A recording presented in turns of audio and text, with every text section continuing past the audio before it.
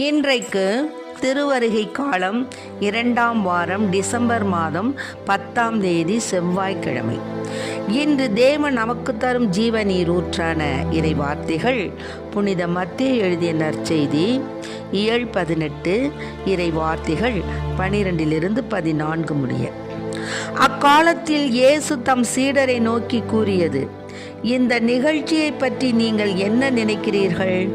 ஒருவரிடம் இருக்கும் 100 ஆடுகளுள் ஒன்று வழிதவறி அலைந்தால் அவர் 99 ஆடுகளையும் மலைப்பகுதியில் விட்டுவிட்டு வழிதவறி அலையும் ஆட்டை தேடி செல்வார் அல்லவா?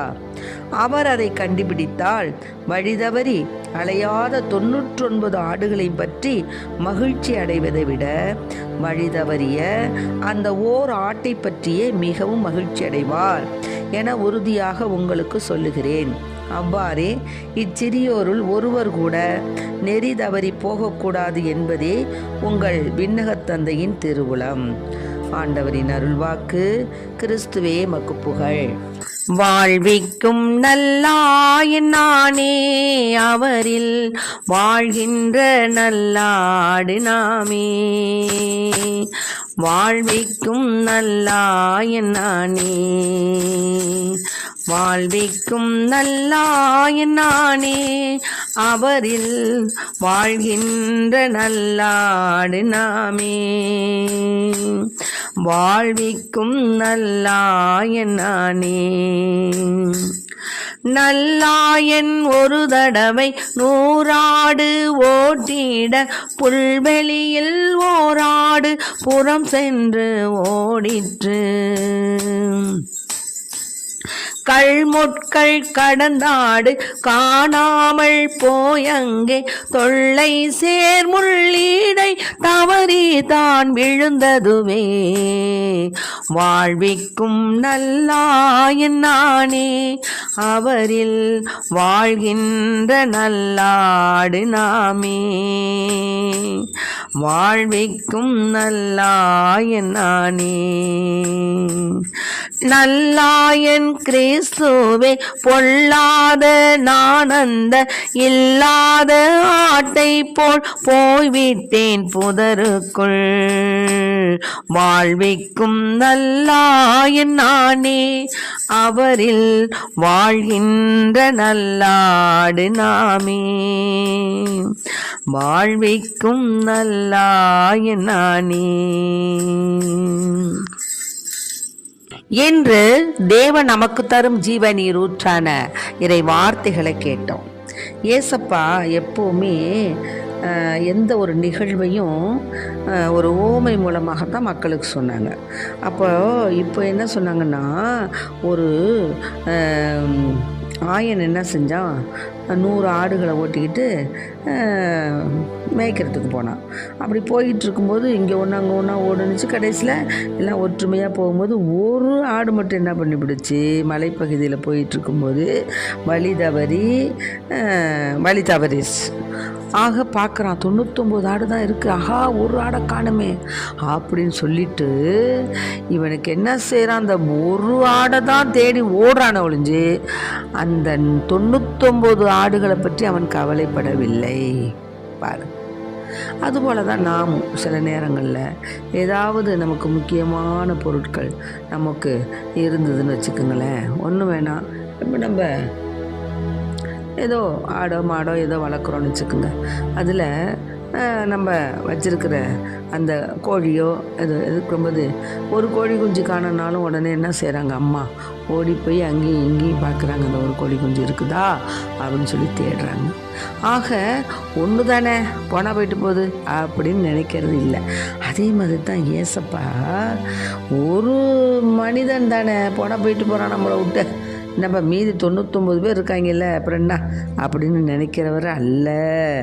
வழிதவறி அந்த ஓர் ஆட்டை பற்றி அவன் ரொம்ப கவலையோடு தேடி கண்டுபிடிச்சோன்னா மகிழ்ச்சி அடைகிறார். அது மாதிரி தான் தேவன் நம்ம எவ்வளவு நம்ம சிறியவங்களாக இருந்தாலும் சரி, சிறியோன்னா என்ன, நெறி தவறி நம்ம வாழ்ந்தாலும் அந்த நெறி தவறி வாழக்கூடாது.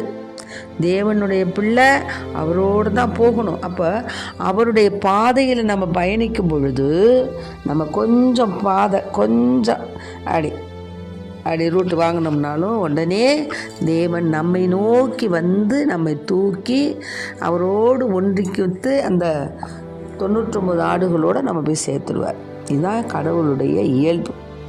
அதுபோல தான் இப்போது அந்த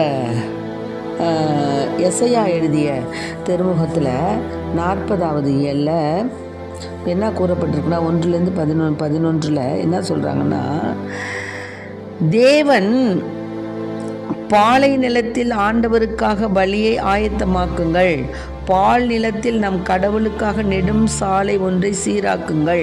பள்ளத்தாக்கு எல்லாம் நிரப்பப்படும், மலை குன்று யாவும் தாழ்த்தப்படும், கோணலானது நேராக்கப்படும், கரடு முரடானவை சமதளமாக்கப்படும். ஆக எப்படி 99 ஆடுகளை அதில் ஒரு ஆடு காணா போச்சுன்னு தேடி ஓடுறானோ அந்த சொந்தக்காரன், அதுபோல் தேவன் என்ன செய்கிறாராம், நம்முடைய வாழ்க்கையில் கரடானதெல்லாம் கரடு முரடானதெல்லாம் சமதளமாக்குகிறாராம். ஆக கோணலானதெல்லாம் நேராக்குகிறாராம்.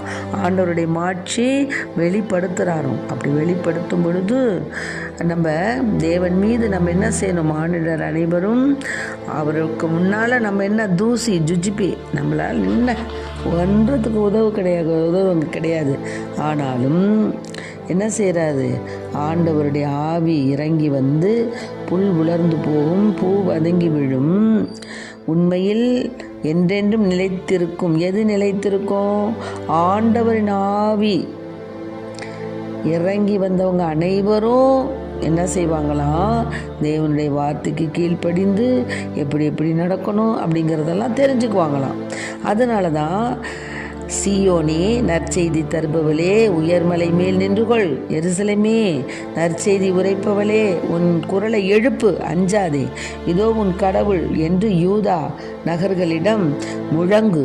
இதோ என் தலைவராகிய ஆண்டவர் ஆற்றலுடன் வருகின்றார், அவர் ஆற்றலோடு ஆட்சி புரிய இருக்கிறார், அவர் தம் வெற்றி பரிசை தம்முடன் எடுத்து வருகின்றார், அவர் வென்றவே அவர் முன் செல்கின்றன, ஆயனை போல் தன் மந்தையை அவர் மேய்ப்பார், ஆட்டுக்குட்டிகளை தம் கையால் ஒன்று சேர்ப்பார், நடக்க முடியாத ஆற்றை தூக்கி தோளில் சுமப்பார், சினை ஆடுகளை கவனத்துடன் நடத்தி செல்வார். ஆக ஒரு ஆயன் எப்படி தன்னுடைய ஆடை தான் பராமரிக்கும் ஆடு நடக்க முடியலன்னா அதை என்ன செய்வான், தூக்கி தோளில் போட்டுக்கிட்டு மற்ற ஆடுகளோடு நடந்து போயிட்டுருப்பான், சினை ஆடுகளை பாதுகாப்பான். இப்படியாக அவன் தன் உயிரை கூட தியாகம் சேர்த்து கூட கரெக்டாக இருப்பான். அந்த மாதிரி ஆயனானவன் தன்னிடத்தில் ஒப்பிக்கப்பட்ட அனைத்து ஆடுகளையும் அனைத்து ஆடுகளுடைய அந்த உரிமை, அனைத்து ஆடுகளும் அவனுக்கு சொந்தம் அந்த இடத்துல. அதனால் அவன் என்ன செய்வான், ஆடுகளுக்கு ஏதாவது ஒன்று நடந்துருச்சுன்னா ஓடி போய் அதை நின்று ஆட்டை பாதுகாத்து வருவான். அதுபோல தான் தேவன், நாம் அவரை தேடும் பொழுது ஒரு அடி எடுத்து வைத்தால், ஒரு அடி எடுத்தால் போதும் ஓடி வந்தணைக்கும் தெய்வம், பாவத்தை எண்ணவே மாட்டார், பாசத்தை நிறைவாய் பொழிவார், அவரிடம் இருந்தது அன்பே, அவரிடம் இருப்பதும் அன்பே. ஆமென். ஆக தேவனிடத்தில் இருக்கக்கூடியது அன்பு ஒன்று தான். அந்த அன்புனால தான் கல்வாரி மலை வரைக்கும் தன்னுடைய அருமையான மகனை பலி கொடுக்க துணிந்தார் இயேசு பிதாவானவர். ஆகவே உன் குரலை எழுப்பு எருசலேமே, நற்செய்தி உரைப்பவளே உன் குரலை எழுப்பு, அஞ்சாதே, இதோ உன் கடவுள் என்று யூதா நகர்களிடம் முழங்கு. இதோ என் தலைவராகிய ஆண்டவர் ஆற்றலுடன் வருகின்றார், அவர் ஆற்றலோடு ஆட்சி புரிய இருக்கிறார், அவர் தம் வெற்றி பரிசை தம்முடன் எடுத்து வருகின்றார், அவர் வென்றவை அவர் முன் செல்கின்றன. ஆகவே தேவன் இந்த இடத்துல நமக்கு ஆயனாக இருக்கிறார். 100 ஆடுகளை வழி நடத்தக்கூடிய அந்த உரிமையாளராக இருக்கிறார்.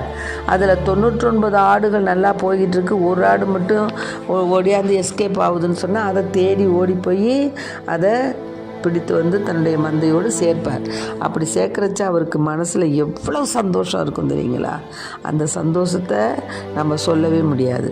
ஆகவே அன்பு பிள்ளைகளே, தேவன் நம்மோடு இருக்கிறார், அவருடைய அரசாட்சி என்றென்றும் நிலைத்துள்ளது என்பதை உணர்ந்த பிள்ளைகளாய் எப்படி அந்த தேவன் வந்து அந்த ஆடுகளை பற்றியும் அந்த ஆடுகளை மேய்ப்பவனை பற்றியும் அவர் தன்னுடைய ஆடுகளில் ஒன்று காணா போச்சுன்னா அதை தேடி ஓடி போய் அதை எப்படிலாம் பராமரித்து பாதுகாத்து அந்த ஜெபத்தை எப்படி அருமையாக அந்த அந்த ஆட்டை அருமையாக என்ன செய்கிறாரு, ஓட்டிகிட்டு வந்துடுறாரு.